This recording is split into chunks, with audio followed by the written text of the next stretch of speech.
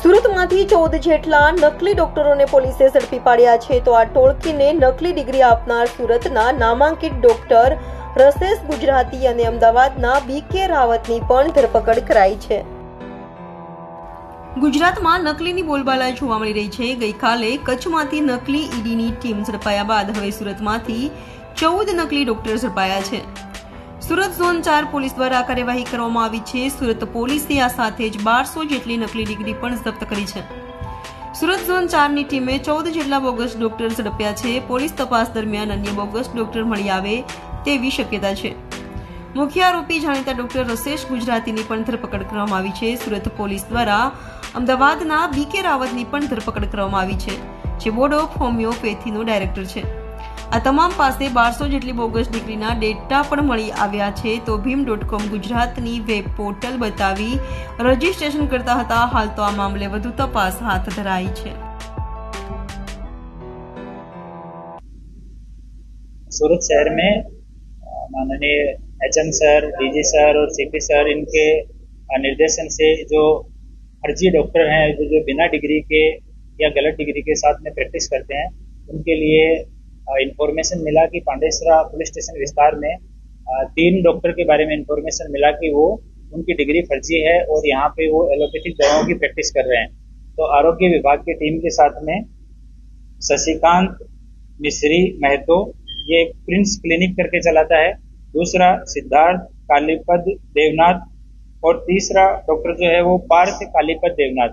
ये तीनों डॉक्टर हैं. ये पांडेसरा विस्तार में एलोपैथिक दवाओं के साथ में प्रैक्टिस करते थे. तो आरोग्य की टीम के साथ में इनके यहाँ पे पुलिस की टीम गई और जब इनकी डिग्रियों की मांगी गई इनसे डिग्री, तो इन तीनों ने BEMS की degree bachelor of electro homeopathy medical science, इसका एक सर्टिफिकेट दिया और इसका फुल फॉर्म उन्होंने अपने हिसाब से बताया कि ये सर BEMS जो है वो basic of electro homeopathic medical science है.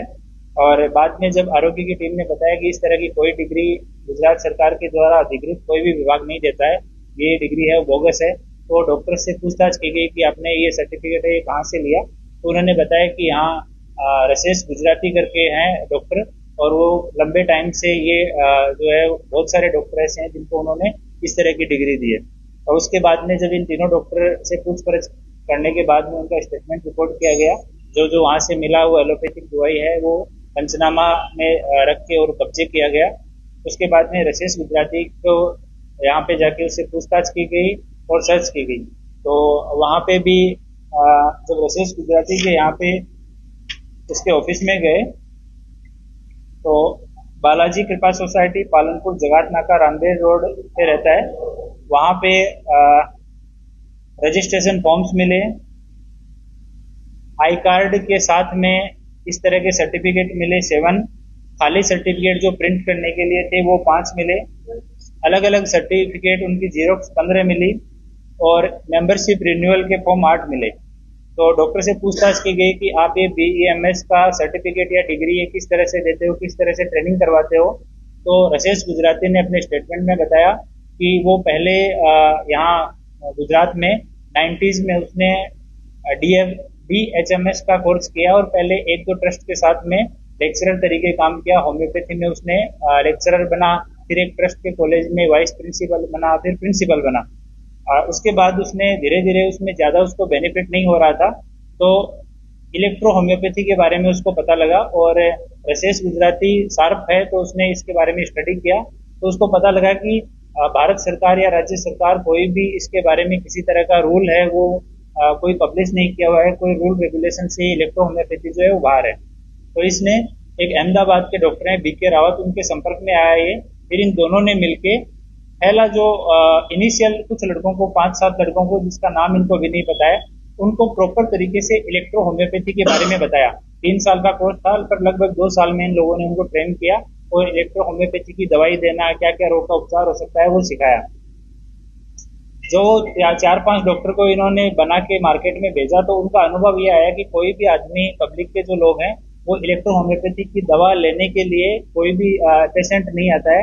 ट्रीटमेंट कोई करवाता नहीं है और दवा जो है उसका इफेक्ट बहुत धीरे धीरे होता है। तो इस वजह से वो जो डॉक्टर मार्केट में जब गए तो उनको रिस्पॉन्स अच्छा नहीं मिला। तो इन लोगों ने बाद में अपनी स्ट्रेटेजी 2002 के बाद में इन्होंने अपनी चेंज की और इन्होंने जितने भी लोग थे जो कोई किसी डॉक्टर के यहाँ काम करता था, बाहर का व्यक्ति है, उन लोगों से संपर्क करना चालू किया। इन्होंने उनको कि आप हमें 70,000 रुपए दीजिए, हमारा आयुष डिपार्टमेंट जो गुजरात का है उसके अंडर में हमारा board of electro homeopathy Gujarat ये रजिस्टर्ड है और ये अहमदाबाद में है। इसके अंडर में हम आपको ट्रेनिंग करवाएंगे और उसकी डिग्री देंगे।